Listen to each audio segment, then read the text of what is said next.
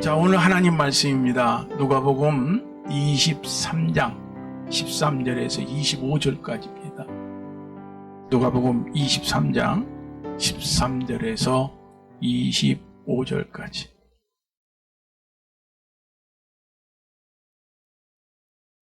자, 우리 다 같이 찾으신 줄 알고요. 함께 말씀 받습니다.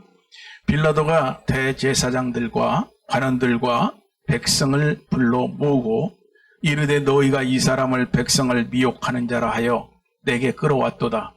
보라, 내가 너희 앞에서 사실하였으되 너희의 고소하는 일에 대하여 이 사람에게서 죄를 찾지 못하였고 헤롯이 또한 그렇게 하여 저를 우리에게 도로 보내었노라. 보라, 저의 행한 이것은 죽일 일이 없느니라. 그러므로 때려서 놓겠노라.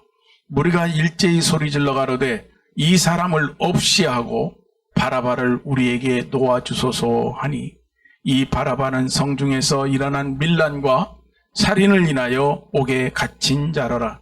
빌라도는 예수를 놓고자 하여 다시 저에게 말하되 저희는 소리질러 가로되 저를 십자가에 못 박게 하소서, 십자가에 못 박게 하소서 하는지라.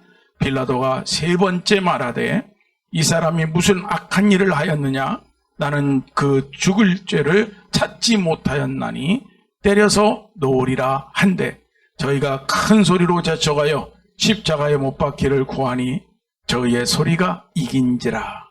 이에 빌라도가 저희의 구하는 대로 하기를 언도하고 저희의 구하는 자 곧 밀란과 살인을 인하여 옥에 갇힌 자를 놓고 예수를 넘겨주어 저희 뜻대로 하게 하니라. 아멘.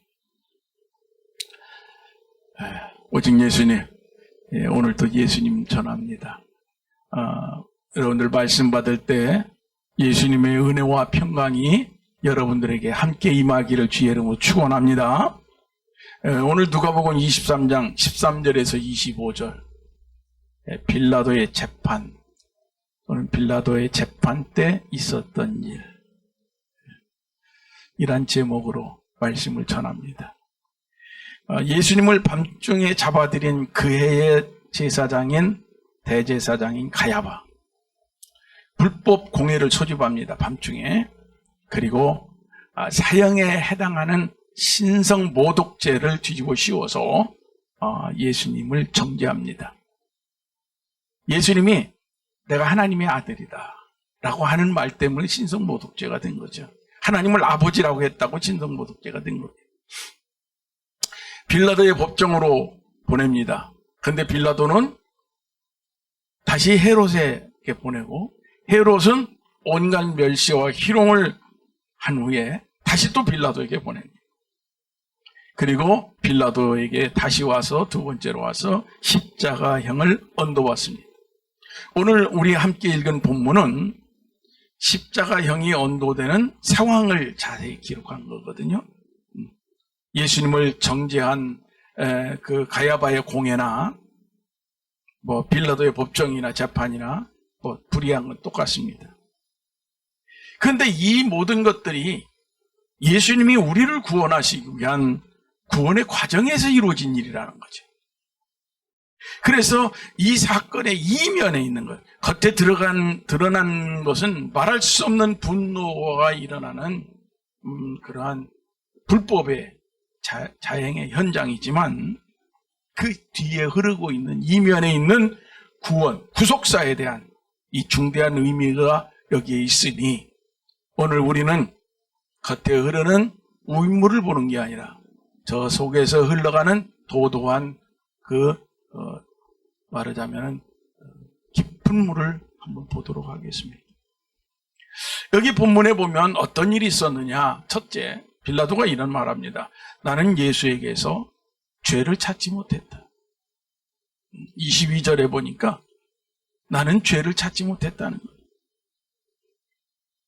유대인들의 요구를 받아들여서 빌라도가 재판을 벌이고 사실관계를 신문을 합니다마는 죄를 못 찾았다는 거예요.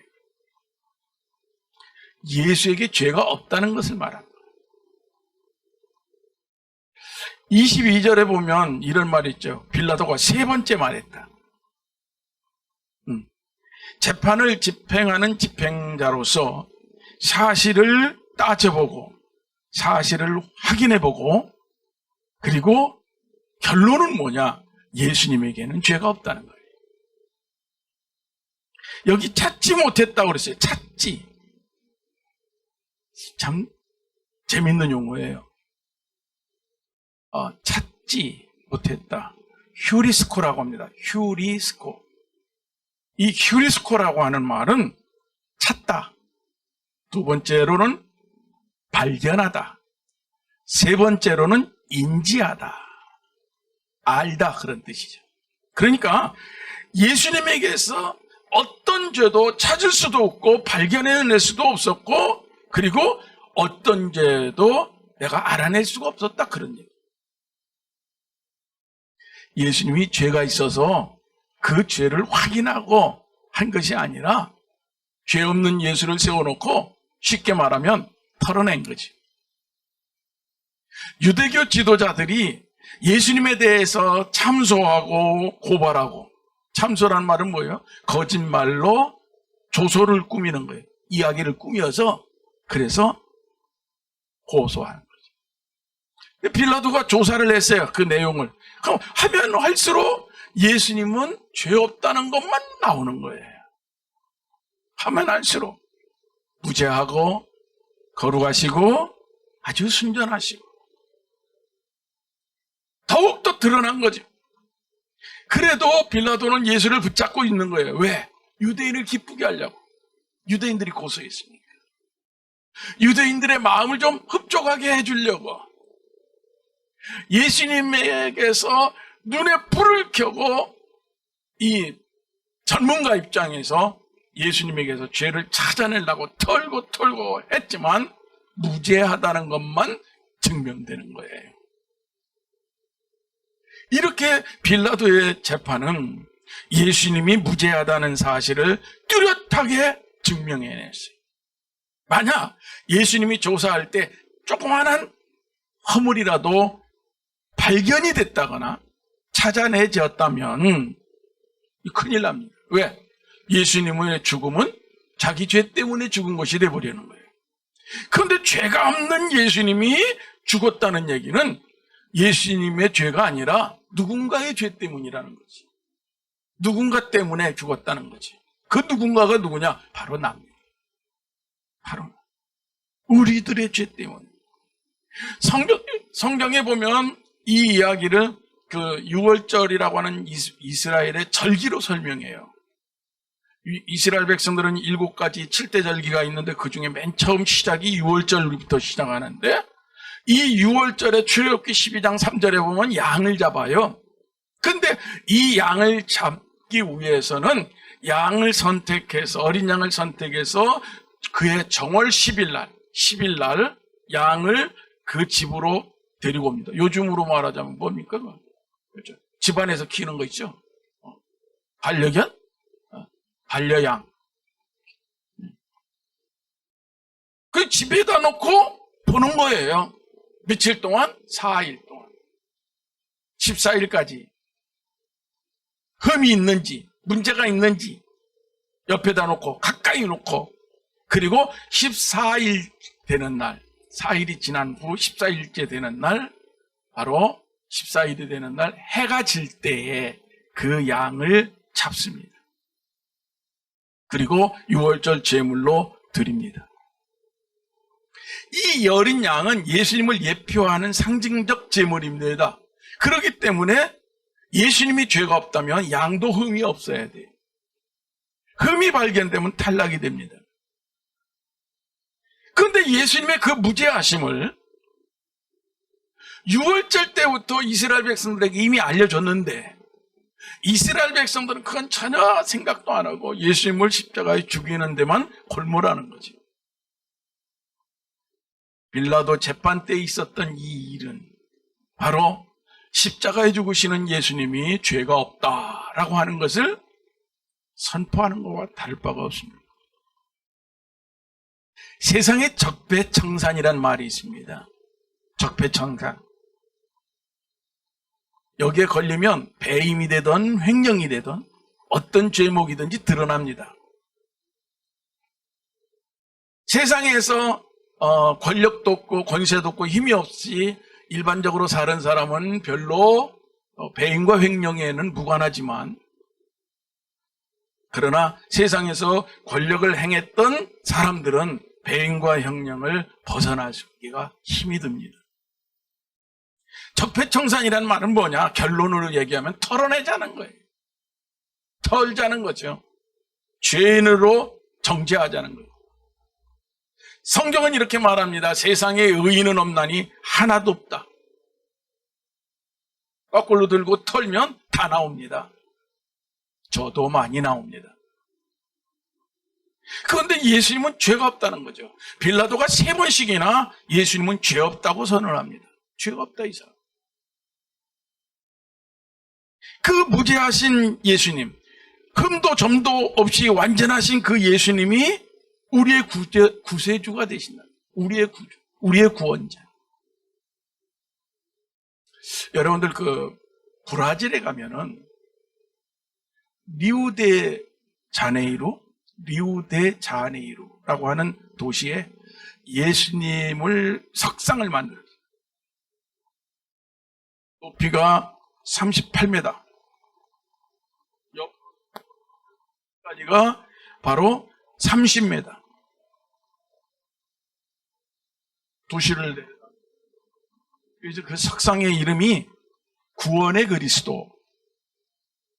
구원의, 얼마나 큰지 발에서부터 엘리베이터 타고 올라갈 수가 있어요. 그래서 엘리베이터 타고 역까지 올라가서 여기서 내려다봅니다. 사람이 관광을 하게 돼요. 근데요, 제가 이 말 하려고 하는 게 아니라 그 브라질에서 2번째 석상을 세웠어요. 엔칸타도, 참 엔칸타도라는 도시예요. 근데 이 도시가 브라질의 남쪽 아르헨티나와 우루과이하고 접해져 있는 국경지대 도시인데 거기다가 세웠습니다. 근데 높이는 리우데자네이루에 있는 38m보다 더 높아요. 5m가 높아요. 43m. 옆으로는 6m가 높아요. 6m가 넓어요. 그래서 36m. 어마어마합니다. 이름을 뭐라고 얘기했냐면요, 수호자 그리스도. 자기네들을 수호한다는 거예요. 브라질은 가톨릭 국가입니다. 죄 없이 죽으신 예수님, 그 십자가의 은혜, 그 십자가에 있는 구원의 의미보다는요, 종교적 구조물을 세운 거예요. 이게 어떻게 시작되냐면 2019년 그 시장이었던 사람이 관광상 산업을 목적으로 해서 관광상품으로 만드는 거예요. 예수님을, 석상을. 저 인터넷 가서 엔칸타도 탁 치면요, 쫙 나와요. 그게 앞에. 그리고 이 사람이 2021년 3월 19일 코로나가 생겨서 죽습니다. 우연인지는 모르겠어요. 과연 그들이 그 석상을 보면서 오늘 본문에 나오는 우리를 위하여 십자가에 주신 예수님을 생각할까?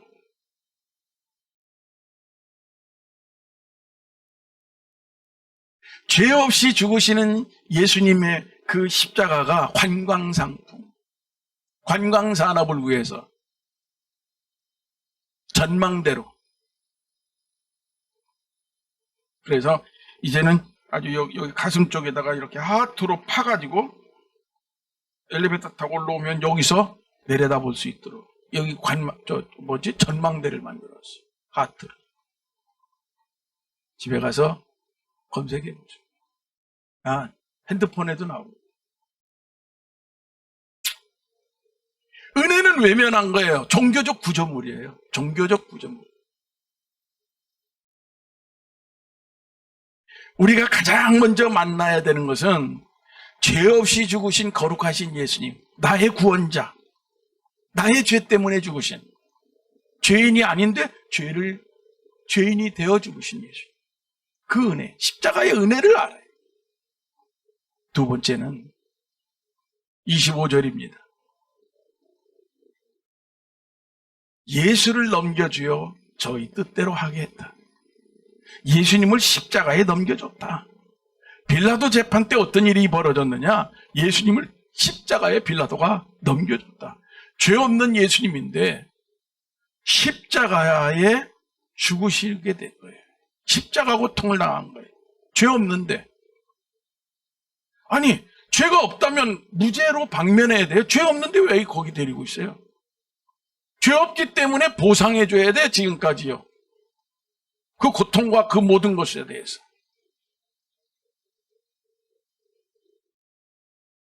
그런데 왜 죄 없다는 것을 3번씩이나 말했던 이 빌라도가 무죄 방면이 아니라 십자가에 사형을 언도했을까? 이유는 성경에 나와요. 뭐라냐? 유대인들이 밀란을 일으킬까 두려워서요. 예수님을 십자가에 넘겨줬다. 이 넘겨주었다라고 하는 말이 파라디돔이라는 말이에요. 파라디돔이라는 이 말은 상당히 뜻이 많아요. 맡기다, 위임하다, 지위가 넘겨지다. 그러니까 빌라도의 지위가 유대인에게 넘겨지다. 사단에게 넘겨지다. 유대인들이 사단이에요. 또 뭐냐면 곁에 있는 자에게 전수해주다. 빌라도는 예수님을 십자가형에 처하도록 유대인들, 다시 말해서 유대 일당들, 가야바, 그의 대제사장들, 대제사장 하나야지 들이 뭐예요? 넘겨버렸어요. 맡겨버렸어요. 거기다가 위임해버렸어요. 그리고 마치 예수님이 죄인인 것처럼 예수님을 매질을 한 겁니다. 온몸에 망신창이가 되도록. 그때 그 자리에 있는 사람들은 예수가 십자가에 죽으시는 게 잘못됐다는 것을 아는 사람도 있을 겁니다. 그러나 매질당하여 끌려가는 예수님을 보는 시민들은 모르는 거예요.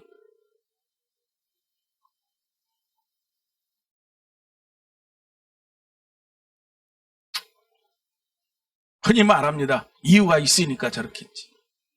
없는데도 그래요. 만들어서. 끔찍합니다. 모진 학대, 모진 고통을 다 겪으시고, 그리고 십자가에 산채로 매어 달려놓고 손과 발에 못을 박아놓고 죽을 때까지 기다려요.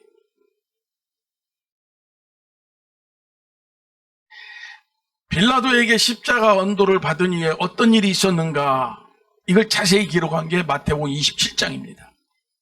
그 27장에 보면 거기 이렇게 나옵니다. 군병들이 예수님의 옷을 벗겼어요. 발가벗겨 버려요. 그리고 매질하고 침을 뱉고 수치와 고통을 주고 난 다음에 비아돌로사라고 하는 거리, 쉽게 말하면 시장통입니다. 우리로 강릉으로 말하면 중앙통이에요. 거기를 십자가를 짊어지고 걸어가게 만듭니다. 뒤에서 채찍질로 때리면서 짐승 몰듯이. 도저히 못 가니까 다른 사람에게 십자가를 짊어지게 합니다. 그걸 비아돌로사의 거리라고 해요. 지금도 거기는 유대인들이 관광지로 만들었어요. 우리 죄 때문에 죄 없는 예수님이 모진 고통을 다 당하는 거예요. 모진 고통. 여러분, 십자가를 다시 봐야 됩니다. 이 앞에 있는 이 빨간 십자가, 피가 줄줄 흐르는 십자가. 그래서 강단을 적시고 여러분들의 가운데를 흘러내려가는 이 홍해바다와 같은 십자가. 다시 봐야 돼요. 다시 생각해야 돼요. 예수님의 고난을, 그리고 그 은혜를 여러분들 잊으면 안 돼요. 십자가예요. 늘 관광상품,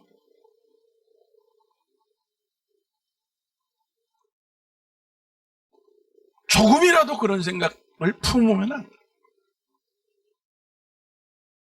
마지막으로 하나가 뭐냐면은 25절. 저희의 구하는 자 곧 밀란과 살인을 위하여 옥에 갇힌 자는 놓아주고 예수는 저희의 뜻대로 하게 하니라 그랬죠. 여기서 뭐냐면 밀란과 살인을 인하여 옥에 갇힌 자는 놓고 그랬어요. 놓아주고. 이 놓고란 말. 예수님 대신에 누구를 놓아줬냐? 바라바라고 하는 이 사람을 놓아주고. 예수님 때문에. 이 사람은 죄인입니다. 살인했고요. 그리고 반란을 일으켰어요. 수많은 사람들이 이 사람 때문에 목숨을 잃었어요. 죄인 중에 이런 죄인이 없어요. 그런데 이 사람이 노임받았어요. 누구 때문에? 예수님 때문에. 이 사람이. 예수님 때문에 죄인인 사람이 구원받게 된 거예요. 무죄한 예수님이 재판에 끌려오고 정죄당하고 십자가 고통을 당하는 것은 너무나도 납득하기 어려운 일입니다. 있을 수 없는 일이에요. 그런데도 이러한 일이 일어난 이유가 있었다는 거예요. 그게 뭐냐? 바로 나 같은 죄인을 대신해서 십자가에 그분이 죽으시고 죄인인 내가 구원받게 하기 위해서 그랬다는 거예요. 이걸 보여주는 거예요. 이걸 빌라도 재판 때 분명하게 보여주는 거예요. 밀란을 일으켰죠. 그래서 사람들이 다 알아요. 살인까지 했죠. 모두 합니다. 흉악한 범죄자예요. 이 바라바라고 하는 사람은 유명한 죄수예요. 모든 사람들이 이 사람만 생각하면 피해의식 속에 있고요. 피해를 간접적으로 본 거예요. 이 사람 때문에. 재판관인 당시 총독 빌라도는 예수님의 무죄를 분명히 알고 있었어요. 그래서 예수님을 풀어주려고 택한 방법이 뭐냐? 예수님은 죄 없다. 그러니까 방면이다. 이게 아니라 그렇게 해야 되는 거예요. 근데 그게 아니라 바라바라고 하는 악한 죄인을 여기다 무지무지하게 악한 죄인을 세워놓고 예수님을 세워놓고 비교 선택을 하게 한 거예요.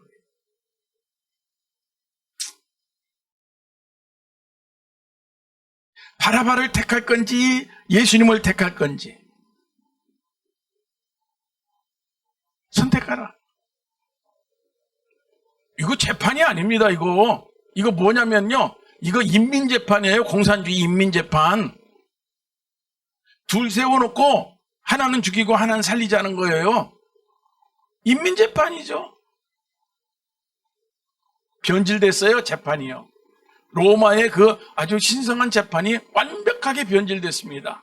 누가 개입했나요? 바로 유대인들. 대제사장 가야바, 그의 공회 70인 공회 사람들. 빌라도는 저 악독한 바라바는 죽어야 마땅하니까 예수를 살려줍시다. 이렇게 이야기하기를 원했어요. 그렇게 말하기를. 그건 빌라도 생각. 그런데 가야바나 그 당시 종교 지도자들은 사람들을 충동질해가지고 어떻게 했느냐?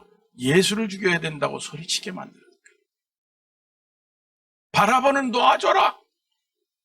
예수는 죽이자.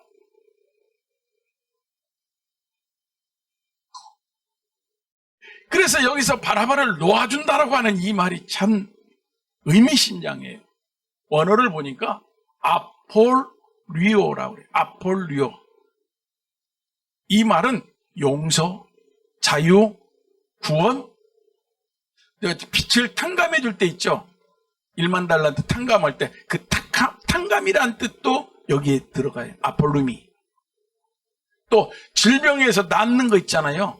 죽을 병에서 나아서 이렇게 건강하게 일어나는 거, 그것도 이 아폴루미. 바라바는 예수님 대신 자유를 얻고 구원을 얻고 용서받고 사면받고 그리고 풀려났죠. 십자가에 매달려 죽어야 될 사람이 십자가에서 내려온 거죠. 바라바. 우리도 마찬가지예요. 본래 우리가 죽어야 돼요. 예수님이 돌아가시는 게 아니라. 우리가 죽어야 돼요.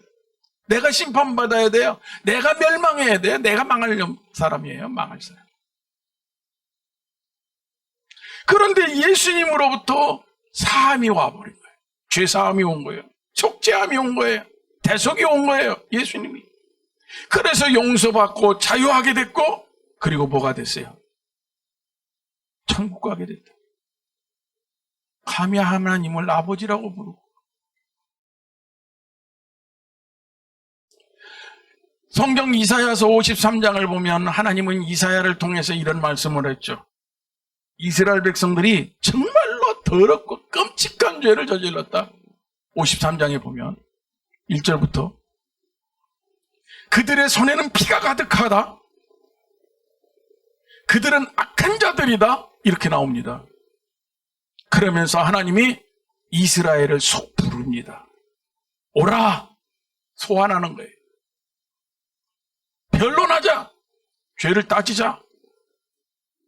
너희들 잘했는지 잘못했는지. 근데 여기서 만약 죄를 따지려면 이렇게 해야 됩니다. 야, 너 손에 묻은 그 피값 어떻게 올 거야? 너 이렇게 잘못했잖아. 그럼 너 그 책임 어떻게 질래? 어떡할 거야 그거? 이렇게 얘기해야 돼요. 따진다면. 그런데요, 성경을 보면 15절에 가서 갑자기 이렇게 말합니다. 너희 죄가 주홍 같을지라도, 너희 죄가 진홍 같을지라도 눈처럼 양털처럼 내가 휘게 만들어주겠다. 아니, 난데없이 그래요. 아니, 이게 뭔 일입니까? 이스라엘과 따져서 그들의 죄의 책임을 묻고 그 죄에 대해서 심판을 내려야 되는데, 아니, 난데없이 뭘 얘기해요? 하나님이 용서해 준다는 거야. 그리고 그 너희들 시커멓고 뻘건 그 죄를 내가 다 하얗게 깨끗하게 세탁도 이런 세탁이 없어요. 이게 바로 뭡니까? 십자가의 예수 그리스도를 통한 구원의 역사를 여기서 보여주는 거죠. 그래서 이사야서 53장이 예수 그리스도를 상징하는, 아주 의미하는, 미리 예표하는 아주 중요한 내용이지. 이사야서 53장. 메시아. 예수님의 십자가의 사죄로 말미암아 우리 모든 죄인들이 용서받는다는 의미가 거기에 있는 거죠. 오늘 말씀 빌라도가 살인과 밀란으로 유명한 죄수를 세워놓고 예수는 죄 없다 아무리 해도 유대인들은 예수를 죽이잖아요. 죄 없는 예수가 죽어서 죄 있는 빌라도가 사는 거죠. 이 말씀의 의미는 그겁니다. 예수님 때문에 구원받은 거예요, 빌라도가. 난데없이. 우리도 마찬가지예요. 예수님 때문에 구원받는 거예요. 이거 잊으면 안 됩니다. 이거 잊어버리고 딴 것 보고 하니까 감사보다는 다른 게 튀어나옵니다. 한 가지 더 얘기하고 끝내려고 합니다. 스위스의 한 마을에 관광버스를 운행하고 있는 한 운전기사가 있었습니다. 실화입니다. 관광객들을 태우고 그 스위스의 이 산길을 이렇게 관광시켜주는 기사인데, 내리막길을 내려가다가 가는데 갑자기 브레이크가 고장이 나버린 거예요. 점점점 속도가 빨라집니다. 별의별 짓을 다 해도 속도를 감속할 수가 없는 거예요. 속도를 줄일 수 있는 방법은 내리막이 끝나고 오르막이 나와야 차가 쓸 건데 계속 내리막이. 관광객들은 아우성입니다. 비명을 질러대고 난리도 아닙니다. 살려달라고. 그런데 앞에 딱 이렇게 그 이정표고 표지판이 나타났는데 이렇게 숫자를 그려놓고 숫자 5이, 이게 무슨 얘기냐면 이렇게 꼬불꼬불길이 앞에 5개가 있다는 표시예요. 그 기사는 침착하게 꺼북길 하나를 돌았습니다. 두 번째를 돌고, 세 번째를 돌고, 네 번째를 돌고, 마지막 커브를 돌아갈 때입니다. 마지막 커브를 딱 돌아가니까 그 앞에, 저 멀리 앞에 도로에서 아이들이 놀고 있는 거예요. 그래서 이 운전기사는 정말 당황한 거죠. 경적을 울립니다. 소리를 내는 거죠. 아이들이 막 피하는 겁니다. 여기저기를. 그런데 한 아이가 미처 피하지를 못하고 당황하고 우물쭈물합니다. 그 순간 운전기사는 갈등이 오는 거죠. 저 아이를 치고 여기 있는 수많은 관광객들을 살릴 것이냐, 아니면 저 아이를 살리고 관광객들을 다치게 할 것이냐. 순간 운전기사는 결정을 내립니다. 그리고 아이를 버스는 칩니다. 그리고 한참 내려가서 버스가 멈춰요. 운전기사는 깊이 내려와서 그 아이를 가슴에 품습니다. 그리고 그 아이를 흔들어 보지만 이미 그 아이는 그 자리에서 숨이 거두어 즉사한 거죠, 현장에서. 운전기사는 그 아이를 안고 막 대성통곡을 합니다. 옵니다.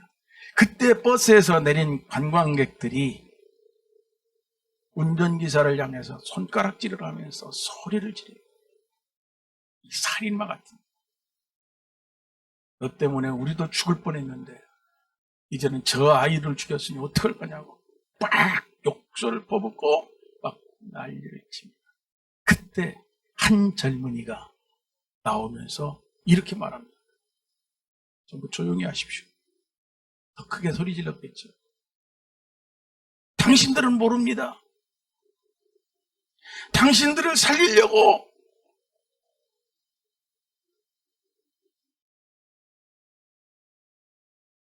이 버스에 지인 저 아이가 바로 운전기사의 아들입니다.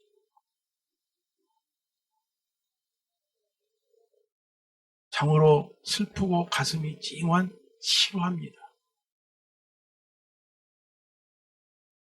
많은 관광객들을 살리기 위해서 미처 피하지 못해 우물쭈물하는 사랑하는 아들을 향해서 고장난 차를 어쩔 수 없이 들이대야 됐던 그 아버지의 심정, 그게 바로 오늘 하나님 아버지의 심정입니다. 하나님이 예수님을 살릴 수 있죠. 근데 나 같은 죄인 살리려고 우리 하나님은 예수님을 십자가에 내줬다고 성경은 곳곳에서 말합니다. 그로 인해서 바나바 같은 이 악한 죄인이, 흉악한 죄수가 사면받고 풀려난 것처럼 철저히 죄와는 무관한 우리 예수님이 십자가에서 죽으심으로 말미암아, 그 예수님이 정죄당하고 죽으심으로 말미암아 바로 내가, 이 악한 죄인이 구원받았다는 사실, 이게 바로 오늘 빌라도의 재판 때 있었던 일들의 이면에 있는 우리에게 말하고자 하는 이야기예요. 사랑하는 성도 여러분, 십자가 관광 구경거리가 아닙니다.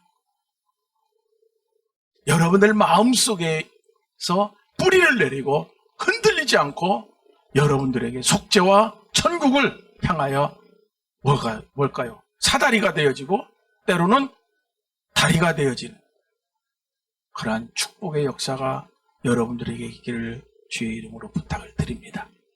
기도합시다. 하나님, 부족하고 모자란 저희들입니다. 말할 수 없이 연약한 저희들입니다. 오늘도 하나님께서 저희들을 사랑하셔서 주 안에서, 믿음 안에서, 말씀 안에서 하나님 이기는 자가 되게 하시고 하나님 나라를 향하여 예수님의 은혜로 말미암아 뚜벅뚜벅 걸어갈 수 있도록 주여 도와주시옵소서. 신앙생활이 취미생활이 아닙니다. 하나님 앞에 나와 예배드리는 것이 큰 자랑거리가 아닙니다. 오늘도 하나님의 은혜가, 예수님의 축복이 저희들에게 임해서 천국의 백성이 되게 하옵소서. 예수님 이름으로 기도합니다. 아멘. 다 같이